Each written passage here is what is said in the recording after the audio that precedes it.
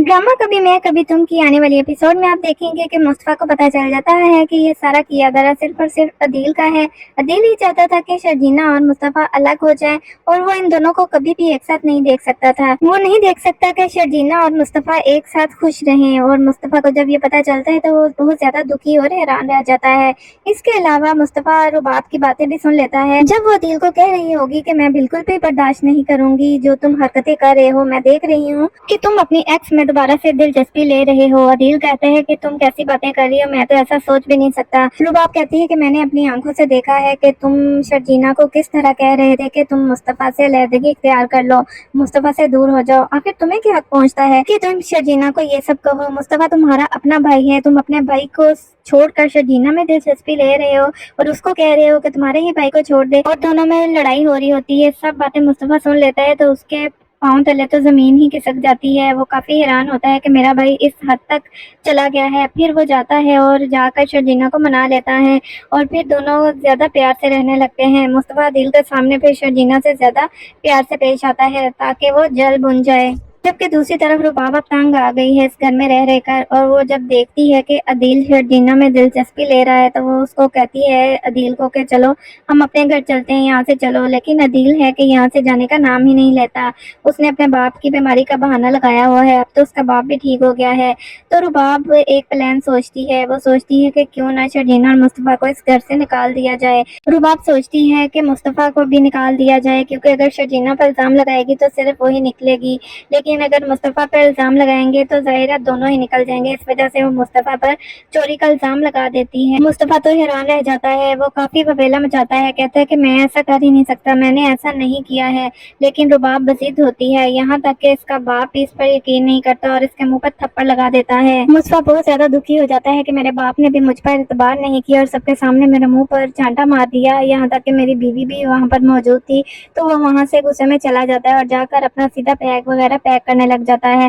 शर्जीना कहती है कि मुझे मुस्तफा तुम पर एतबार है कि तुम ऐसा बिल्कुल नहीं कर सकते। तो मुस्तफा कहता है शर्जीना इस घर में सिर्फ एक तुम हो जो मुझ पर एतबार करती हो, वरना तो इस घर में कोई ऐसा नहीं है जो मेरी बात का यकीन करे।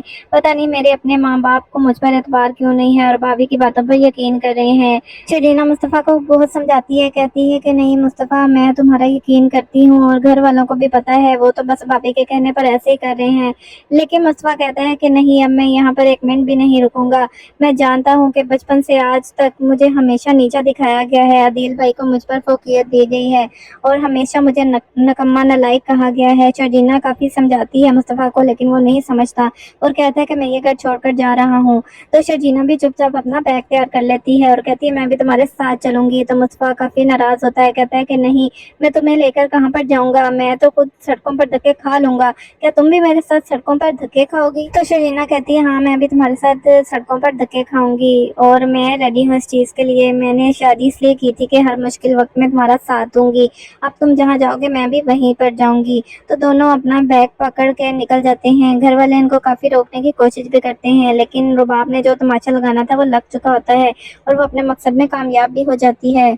मुस्तफा शर्जीना से कहता है कि सिर्फ एक तुम ही हो जिसकी वजह से मुझे ज़िंदगी में आगे बढ़ने को दिल करता है। मेरा दिल करता है मैं काम करूं, वरना इन लोगों ने तो मुझे शुरू से बचपन से निकम्मा नालायक बनाकर बैठा दिया था।